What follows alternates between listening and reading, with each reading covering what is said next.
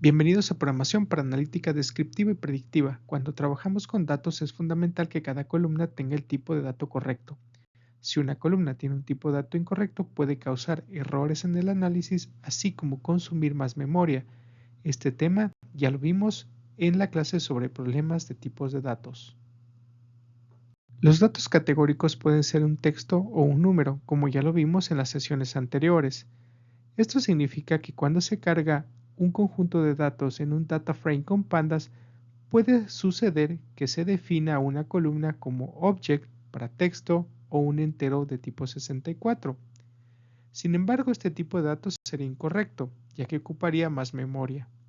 Python tiene otro tipo de datos llamado category, que es apropiado para datos categóricos con la ventaja que ocupa menos espacio de memoria.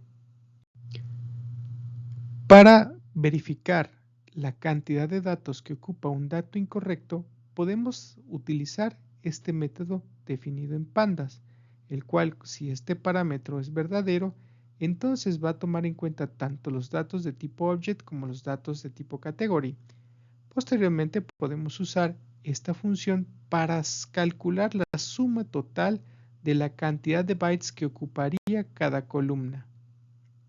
En esta diapositiva veremos el resultado de aplicar estas dos instrucciones a esta tabla, en donde tiene tres columnas que son nombre, ciudad y género.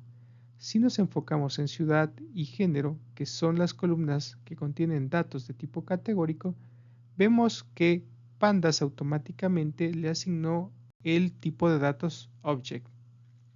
Cuando calculamos la cantidad de memoria que ocupan los datos de estas dos columnas, vemos que ciudad ocupa 446 bytes y género 394. En esta diapositiva veremos cómo podemos convertir utilizando una función que ya hemos visto previamente en otras sesiones. Tanto la columna ciudad como la columna género fue convertida al tipo de datos categoría.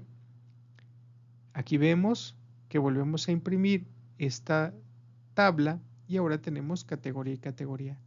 Cuando calculamos la cantidad de memoria que ocupa este tipo de datos, vemos que ciudad tiene 369 y género 245.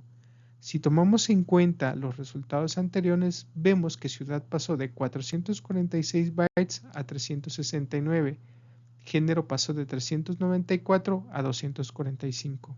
Por lo tanto, la definición correcta de tipo de datos tiene un impacto muy interesante en cuestiones de la cantidad de espacio que ocupa en memoria. Y con este último tema terminamos la sesión de limpieza y transformación de datos categóricos. Ahora te invito a que pongas en práctica todo lo visto para tu proyecto de programación para analítica descriptiva y predictiva.